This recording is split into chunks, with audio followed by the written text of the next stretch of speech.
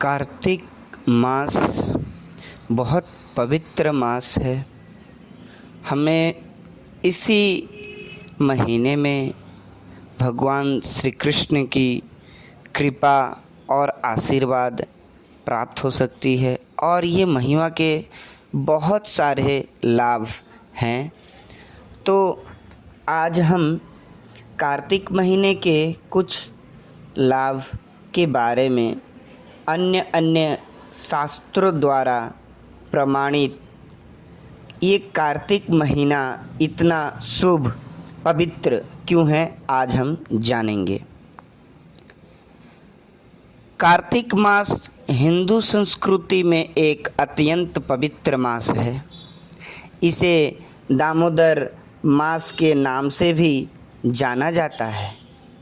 यह पवित्र मास भगवान श्री कृष्ण की पूजा अर्चना के लिए समर्पित है एवं वैदिक शास्त्रों के अनुसार तपस्या करने के लिए सर्वश्रेष्ठ समय के रूप में वर्णित किया गया है। भगवान श्री कृष्ण कहते हैं, सभी पौधों में से पवित्र तुलसी मुझे सबसे प्रिय है। सभी महीनों में कार्तिक सबसे प्रिय है। सभी तीर्थों में मेरा प्रिय द्वारिका और सभी दिनों में मेरा प्रिय दिन है एकादशी। ये पद्म पुराण में कहा गया है। उत्तरखंड भाग 112.3 में ये कहा गया है। जैसे सतयुग के समान कोई युग नहीं है, वेदों के समान कोई शास्त्र नहीं है और गंगा के समान कोई तीर्थ नहीं है, वैसे ही कार्तिक समान कोई मास नहीं है, स्कंद पुराण में कहा गया है। जो भक्तगण कार्तिक मास के दौरान भक्तिमय सेवा करते हैं, उन्हें भगवान श्री कृष्ण की व्यक्तिगत कृपा बहुत सरलता से प्राप्त हो जाती है। कार्तिक मास में भक्त उपवास करते हैं, दामोदर स्वरूप श्री कृष्ण की पूजा घी के दीपक से करते हैं, भजन कीर्तन करते हैं, दामोदर लीला का महिमा मंडन करते हैं, मंत्रों का जप करते हैं और पवित्र नदियों में स्नान करते हैं, जिससे वह स्वयं को सर्वोच्च भगवान श्री कृष्ण के करीब अनुभव कर सके। कार्तिक मास के कुछ महत्वपूर्ण पवित्र कार्तिक मास की महिमा है, यहाँ वर्णित है। तो चलिए हम देखते हैं कि ये कार्तिक महीना क्यों इतना पवित्र है। आइए जानते हैं। भविष्य पुराण के अनुसार, हे ऋषि, जो भगवान श्री कृष्ण के मंदिर के अंदर और बाहर दीप माला की व्यवस्था करता है, वह उन्हीं दीपों द्वारा प्रकाशित पथ पर परम धाम के लिए प्रस्थान करेगा। स्कंद पुराण ब्रह्मा और नारद के बीच ये संवाद है। एक व्यक्ति जो कार्तिक के दौरान और विशेष रूप से एकादशी के दिन में एक सुंदर दीपमाला की व्यवस्था करता है, जब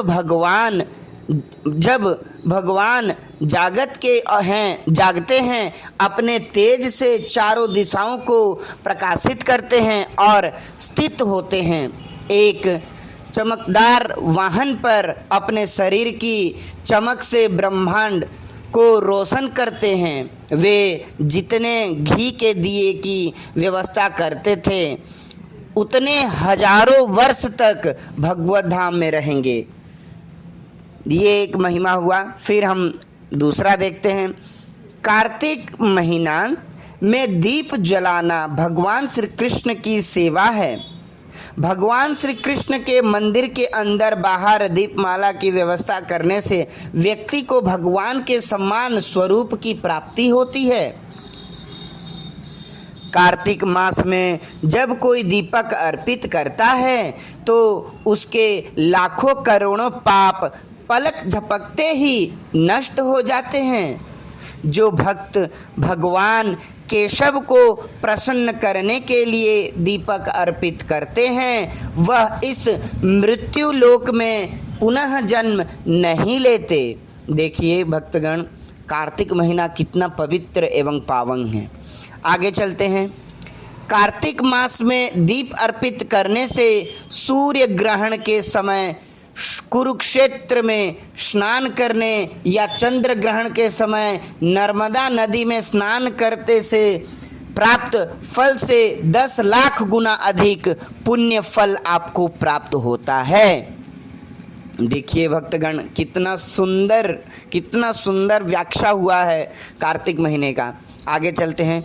जो भक्त घी का दीपक अर्पित करते हैं, उन्हें अश्वमेध यज्ञ करने से क्या लाभ? इस प्रकार के दीपदान से अनेक अश्वमेध यज्ञ का फल प्राप्त होता है। दूसरा है, नेक्स्ट है फिर, यदि कोई भगवान श्री हरि के मंदिर में थोड़े समय के लिए भी कार्तिक के मास में दीपक जलाता है, तो उसे लाखों कल्पों के लिए जो भी पाप अर्जित किए हैं, एक कल्प यानी कि 1000 युग होता है भक्तगण, एक कल्प 1000 युग होता है, यानी कि वो लाखों कल्पों के लिए सारे पाप जो अर्जित किया है वो सभी नष्ट हो जाते हैं। आप समझ लीजिए, 1 लाख कल्प मतलब 1 लाख गुना 1000, तब जाके उतना जितना वो पाप किया होगा सब नष्ट हो जाएगा। आगे चलते हैं।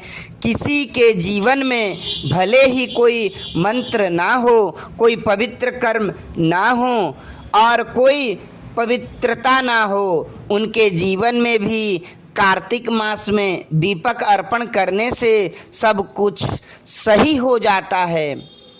जो भक्त कार्तिक के महीने में भगवान केशव को दीपक अर्पित करते हैं, उन्हें सभी यज्ञों और सभी पवित्र नदियों में स्नान करने का समान फल प्राप्त होता है।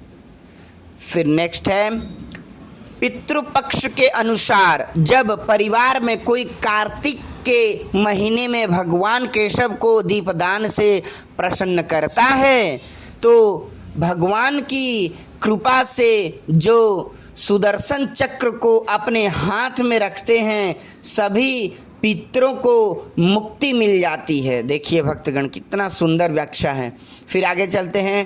कार्तिक मास में दीपक अर्पण से मेरु पर्वत या मंदरा पर्वत जितना बड़ा पाप का संग्रह जल जाता है, इसमें कोई संदेह नहीं है, आप डाउट भी नहीं कीजिएगा। जो व्यक्ति कार्तिक मास में दीप अर्पित करता है, उसे वह फल प्राप्त होता है जो 100 यज्ञों या 100 तीर्थों से भी प्राप्त नहीं किया जा सकता।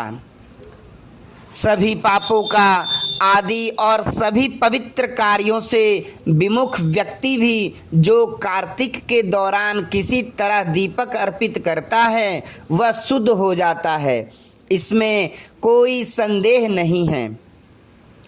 तीनों लोकों में कहीं भी ऐसा कोई पाप नहीं है जो कार्तिक के दौरान भगवान केशव को दीप अर्पित करने से शुद्ध ना हो।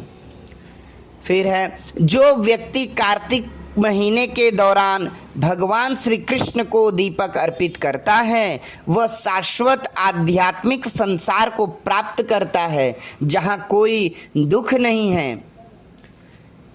फिर जिस प्रकार अग्नि सभी लकड़ी में विद्यमान होती है और घर्षण द्वारा निकल जाती है, उसी प्रकार कार्तिक मास के दौरान दीपक की भेंट में पवित्रता सदैव स्थिर रहती है, इसमें कोई संदेह नहीं है। जब कोई कार्तिक मास की पूर्णिमा के दिन उन्हें एक दीपक देता है तो भगवान श्री कृष्ण यह पाते हुए कि उनके पास उस उपहार को चुकाने के लिए पर्याप्त धन नहीं है, वह स्वयं को उस दीपक के बदले में दे देते हैं। जो कार्तिक मास के दौरान भगवान हरि को एक स्थिर दीपक अर्पित करता है, वह भगवान हरि के आध्यात्मिक संसार में लीलाओं का आनंद लेता है। यहाँ तक कि जो कभी भी धार्मिक अनुष्ठान नहीं करता है या यहाँ तक कि सबसे खराब पापी भी इस दीपदान से निश्चित रूप से शुद्ध हो जाएगा। तीनों लोकों में कोई पाप नहीं है जो इस कार्तिक दीप के सम्मुख खड़ा हो सके। वास्तव में इस दीप को भगवान वासुदेव के सामने प्रस्तुत करके बिना किसी बाधा के शाश्वत निवास प्राप्त किया जा सकता है। पितृपक्ष में अन्नदान करने से या ज्येष्ठ या आषाढ़ के गर्म महीने में पानी बांटने से प्राप्त सभी फल कार्तिक के दौरान दीपक को अर्पित करने से आसानी से प्राप्त हो जाता है। जो व्यक्ति पूरे कार्तिक मास में दिन में केवल एक बार भोजन करता है, वह बहुत प्रसिद्ध, शक्तिशाली और वीर बन जाता है। हे नारद, मैंने व्यक्तिगत रूप से देखा है, जो व्यक्ति कार्तिक महीने में भगवत गीता का पाठ करता है, वह जन्म मरण के लोक में नहीं लौटता। सभी उपहारों में कार्तिक महीना में दीपक का उपहार सबसे अच्छा होता है। कोई उपहार उसके समान नहीं है।